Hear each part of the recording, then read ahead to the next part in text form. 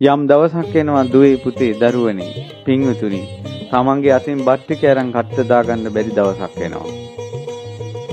තමන්ගේ මල මුත්‍රා තමන්ට හොදා ගන්න බැරි දවසක් එනවා. මල මුත්‍රා ගොඩේ වැතිරෙනවා.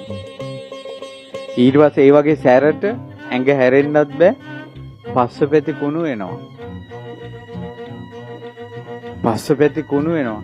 පන පිටින් පණුව ගහනවා පින්වත්නි. මිනිස්සු